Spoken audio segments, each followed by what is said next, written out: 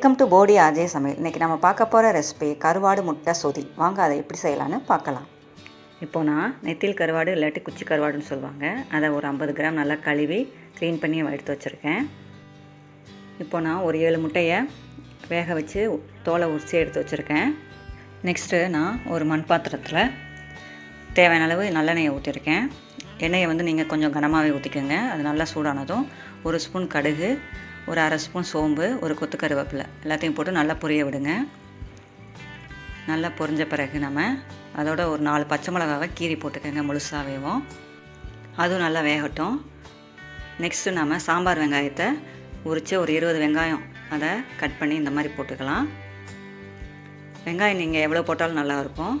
பெரிய வெங்காயத்தையும் ஒரு 2 வெங்காயத்தை இந்த மாதிரி நீட்டமாக கட் பண்ணி போட்டுக்கலாம். நல்லாயிருக்கும் உங்களுக்கு டேஸ்ட்டு.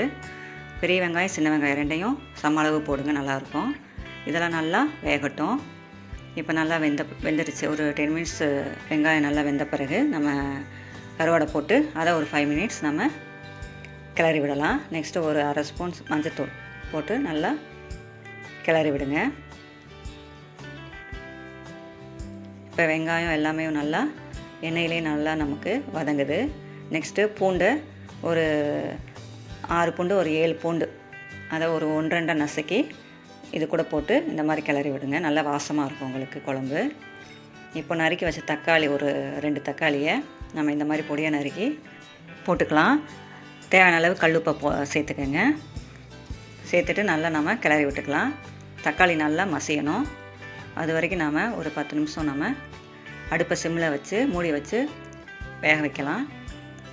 நெக்ஸ்ட்டு நம்ம ஒரு மிக்ஸி ஜாரில் தேங்காய் ஒரு 1/4 மூடி தேங்காவை இந்த மாதிரி கீத்தா எடுத்துக்கோங்க.